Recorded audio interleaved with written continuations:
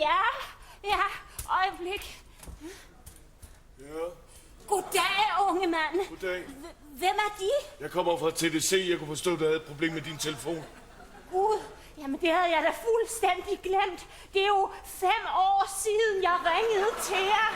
5 år? Så er de en af de heldige. Vores service plejer at tage mellem 6 og 7 år. Nå, nej, hvor dejligt. Jamen, kom der indenfor, så skal jeg vise dem min telefon.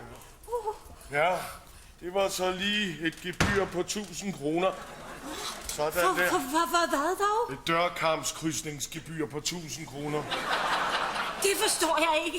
Det koster penge, hver gang jeg går ind ad hoveddøren. Ja, så er jeg nødt til at lægge et ordforklaringsgebyr på 200. Så er vi oppe på 1200. Og en fastnet med drejeskive. Ej, så er du nødt til at have et dumme pødegebyr på 800 kroner oveni. Og en afmontering. Sådan der. Ja, så var det 634 oveni. Sig mig engang, har de nogensinde overvejet at få en multi-room løsning? Multi, hvad for noget? Rum. Det engelske betyder rum. Så er jeg nødt til at lægge 400 på for en oversættelse i gebyr her. Det betyder, at de kan se fjernsyn overalt. Ja, men jeg har jo kun dette ene rum. Ja, men hvad hvis de nu falder og brækker hoften? Så kan de jo ikke se fjernsynet. Og de ved jo, at alarmcentralen har længere responstid, end vi har. Så kan de ligge der og se Barnaby. Ja. Nå, ja.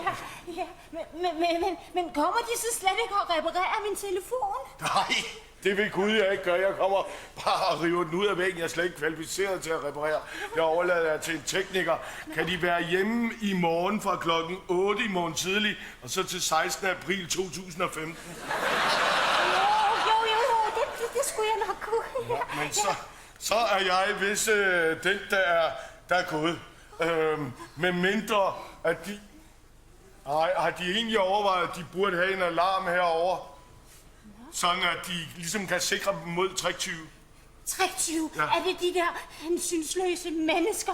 De hensynsløse cigøjner, der kommer og stjæler fra os alle sammen? Nej, jeg tænkte mere på Telia. Er de sikre på det? Jamen, så forlader jeg lige igen. Jeg ligger...